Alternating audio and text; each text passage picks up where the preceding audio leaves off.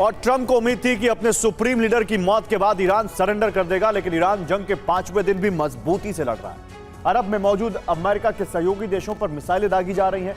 Reports में दावा है कि अब यह जंग अरब में सुन्नी शिया युद्ध में बदल सकती है। सुन्नी देश सऊदी अरब सिर्फ डिफेंस नहीं बल्कि आक्रमण का ब्लूप्रिंट लागू कर सकते हैं, जिसमें अरब के बाकी सुन्नी देश भी सऊदी के साथ होंगे। हाल ही में आई रिपोर्ट्स के मुताबिक सऊदी क्राउन प्रिंस मोहम्मद बिन सलमान ने अपनी सेना को ईरान पर जवाबी कार्रवाई के लिए ग्रीन सिग्नल दे दिया।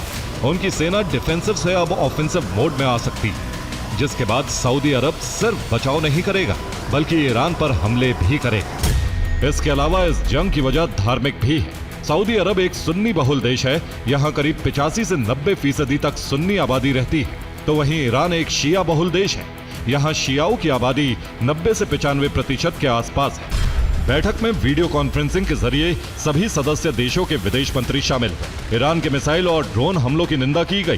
तय किया गया कि नागरिकों की सुरक्षा के लिए सभी जरूरी कदम उठाएंगे। इसमें जवाबी कार्रवाई का विकल्प भी शामिल है, जिसका सीधा मतलब है अब आत्मरक्षा नहीं, विनाश होगा। और ईरान के टारगेट पर वो देश हैं जहां शिया आबादी बड़ी संख्या में। ऐसे में ईरान का पहला टारगेट बहरीन माना जा रहा है। यहाँ करीब 45% आबादी शिया है जो खामनेई की मौत से गुस्से में। देश के अलग अलग हिस्सों में विरोध प्रदर्शन जारी है। ये लोग ईरान के समर्थन में हैं और हमले बंद करने की मांग कर रहे हैं। अब ईरान की तैयारी शिया आबादी की मदद से गृह युद्ध छेड़ने की है। दावा है कि ईरानी जासूस इन्हें फारस की खाड़ी के रास्ते मदद भेज सकते हैं। ईरान का दूसरा टारगेट कुवैत है। यहाँ कुल आबादी में करीब 30 से 40% शिया हैं। यहाँ भी ईरान पर हमलों के विरोध में प्रदर्शन जारी है।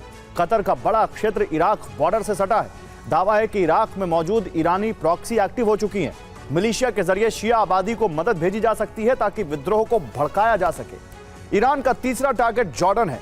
हालांकि यहाँ शिया आबादी महज 2 से 3% के आसपास है, लेकिन यह शिया बहुल इराक से सटा है और मिलिशिया संगठनों की यहाँ मजबूत पकड़ है।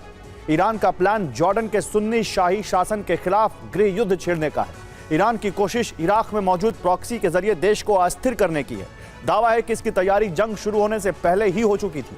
प्रॉक्सी के जरिए जॉर्डन की मिलिशिया को हथियार भेजे गए थे। रिपोर्ट्स की माने तो अब कताइब हिज्ब और दूसरे प्रॉक्सी जॉर्डन में दाखिल होंगे और यहां मौजूद मिलिशिया की मदद से शाही शासन का तख्ता पलट करने की कोशिश करेंगे। दावा है कि मोजतबा को सुप्रीम लीडर चुनने के पीछे IRGC 56 साल के मोजतबा शिया धर्मगुरु और धार्मिक नेता है। मोजतबा की राजनीतिक और सुरक्षा मामलों में महत्वपूर्ण भूमिका रही। मोजतबा के IRGC और बासिज मिलिशिया से गहरे रिश्ते माने जाते हैं। उन्होंने पहली बार 2009 में ईरान में विरोध प्रदर्शनों को सख्ती से कुचला था।